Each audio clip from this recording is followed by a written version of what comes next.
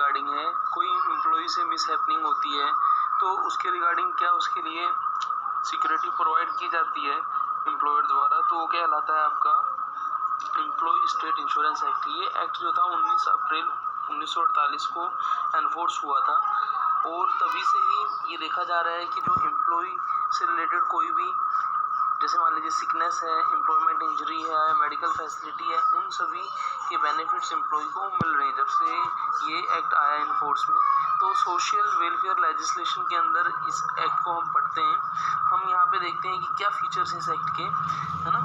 First हमने ये बोला कि ये जो आपकी ह्यूमन कंडीशन एट वर्क को सिक्योर करता है, ठीक है ना। और यहाँ पे फैक्ट्री की यदि हम बात करें तो फैक्ट्री क्या होता है, फैक्ट्री वो प्लेस होता है जहाँ पिछले 12 महीने में किसी भी एक दिन 10 या उससे अधिक पर्सन ने क्या किया, वो काम किया, उसको हम फैक्ट्री बोलेंगे।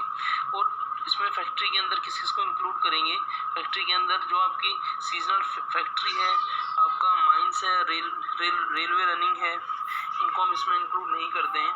हम इसके अलावा जैसे आपकी अदर फैक्ट्रीज हैं all over India including Jammu and Kashmir, उसको हम इंक्लूड करते हैं। इसके अंदर कौन कौन से बेनिफिट्स होते हैं, जैसे आपके सिकनेस बेनिफिट हैं, मैटरनिटी बेनिफिट है, डिसेबलमेंट बेनिफिट है और डिपेंडेंट बेनिफिट है, मेडिकल बेनिफिट है, फुनरल एक्सपेंसेस हैं, ये सब चीज़ें इसमें इंक्लूड होते हैं।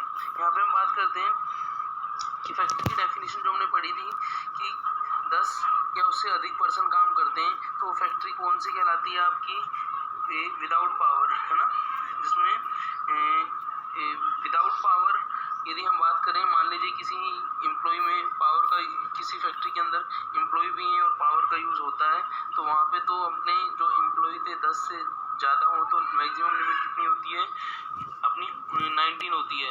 और नॉन पावर में जो होते हैं 20 और मोर एम्प्लॉय होते हैं, तो वहाँ पे ये एक्ट एप्लीकेबल होगा। शॉप्स हैं, होटल है, रेस्टोरेंट है, सिनेमा हॉल है, न्यूज़पेपर एस्टेब्लिशमेंट है, मोटर रोड ट्रांसपोर्ट है, तो जहाँ पे 20 और मोर एम्प्लॉय वर्क करते हैं। अब हम बात करेंगे कि कहाँ पे अप्लाई नहीं होता, तो माइन है, रेलवे रनिंग है, आपके सीजनल फैक्ट्रीज है, वहाँ पे ये एक्ट अप्लाई नहीं होता। दूसरा, state government extend the provision of the act to cover the other establishment including industries, commercial, agriculture consultation with ESI corporation and with approval of central government after giving 6 month notice to intention to do so in official gazette. यदि state government चाहे किसी establishment को उसके अंदर include करना, तो ESI corporation और state, central government और स्टेट गवर्नमेंट आपस में डिस्कशन करके उसको 6 month के नोटिस में उसको ESI के दायरे में ला सकते हैं उस एस्टेब्लिशमेंट को।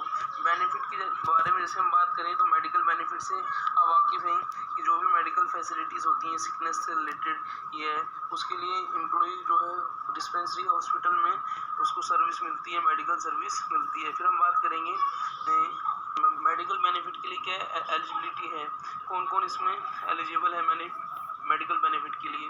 तो मैं आपको बता देता हूँ कि इसमें एक अमेंडमेंट आया था जिसमें 2010 में अमेंडमेंट आया था, जिसमें ओल्ड चैप्टर 5 ये था उसको रिप्लेस किया था न्यू चैप्टर ए। उसमें यही बताया था कि जो इंश्योर्ड एम्प्लॉय है वो उसके साथ साथ उसके फैमिली मेम्बर को भी मेडिकल फैसिलिटी दी जाएगी ESI के अंदर। फिर हम बात करेंगे सिकनेस बेनिफिट। सिकनेस बेनिफिट का मतलब ये है कि benefit is payable to an insured in cash और event of sickness resulting in absence of work, कि यदि व्यक्ति काम पे है, काम पर नहीं है, तो उससे उस दौरान यदि वो सिक होता है तो उसको जो कैश बेनिफिट्स मिलेंगे। कैश बेनिफिट्स के रिगार्डिंग भी अमेंडमेंट हुआ था कि कैश बेनिफिट के लिए जो एडमिनिस्ट्रेटिव डिफिकल्टी आ रही थी उसको रिमूव किया गया था 1966 में। फिर लीव एनकैशमेंट भी आपका सिकनेस बेनिफिट की तरह है कि आप एनहेंस लीव सिकनेस का बेनिफिट कैश में भी ले सकते हो। फिर है डिसेबलमेंट बेनिफिट कि यदि एम्प्लॉय डिसेबल हो जाता है, टेम्परेरी डिसेबलमेंट होता है, तो 70% ऑफ वेजेस को मिलता है। परमानेंट डिसेबल के केस में 70% वेजेस और फुल रेट उसको जो एम्प्लॉय के लिए बेनिफिट है वो उसको मिलता है। और पार्शियल डिसेबलमेंट के केस में कि पर्सन को क्या मिलती है, पेंशन मिलती है।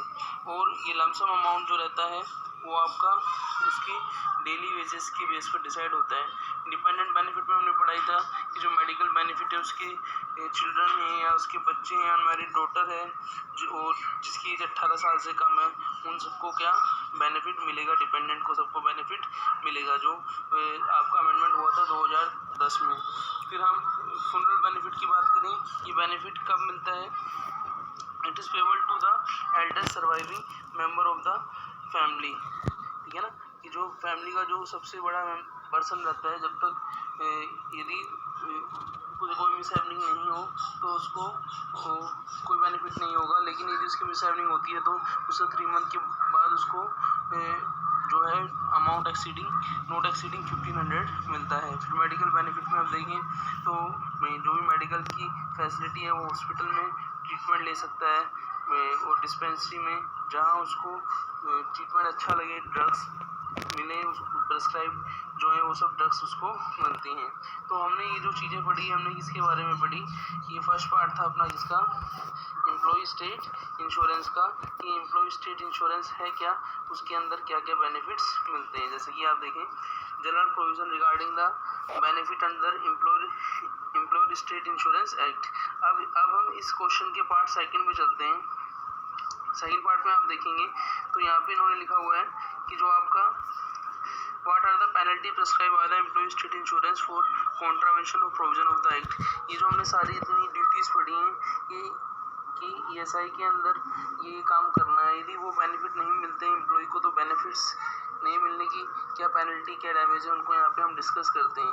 सबसे पहले if a person committed any offence after having been convicted by court, he will be punishable for every subsequent offense with imprisonment of for a term with a which may extend to 1000 और both, कि उसको imprisonment भी मिलेगा और उसको 2000 रुपये की जो है पेनल्टी भी भरनी होगी यदि वो कोर्ट के ऑर्डर में साबित हो जाता है कि उसने जो किया है जो उसने पेनल्टी जो उससे नुकसान हुआ है एम्प्लॉय को, उसकी पेनल्टी उसको पे करनी पड़ेगी। ऐसे ही यदि वो पे नहीं करता है उस पेनल्टी को तो उसके बाद भी अप टू 1 ईयर और लेस देन 3 ईयर, ठीक है ना, कि कम से कम 3 मंथ के अंदर या फिर मैक्सिमम 1 साल के अंदर यदि उसने उसका पेमेंट नहीं किया तो उसका इम्प्रिजमेंट जो था उसको बढ़ा दिया जाएगा, जो हमने पहले पढ़ा था उसको बढ़ा के 1 साल कर दिया जाएगा, और जो फाइन है वो कितना कर दिया जाएगा, 4000 कर दिया जाएगा। और कोई भी जो पेनल्टी होगी उसको डिस्ट्रिक्ट कलेक्टर के थ्रू इम्प्लीमेंट कराया जाएगा, और यदि वो नहीं पे करता, एम्प्लॉयर लायबिलिटी को पे नहीं करता पेनल्टी के केस में, तो उसको उस पर 6% इंटरेस्ट भी लिया जाएगा पर डे के बेसिस पर।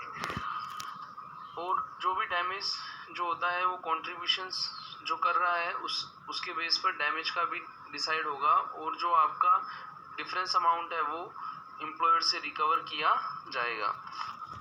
तो इसके अंदर हमने पढ़ा कि ये पेनल्टी है यदि एम्प्लॉयर टाइमली या प्रेस्क्राइब जो कंडीशन है उनको पूरा नहीं करता। मिलते हैं नेक्स्ट वीडियो में। थैंक्स।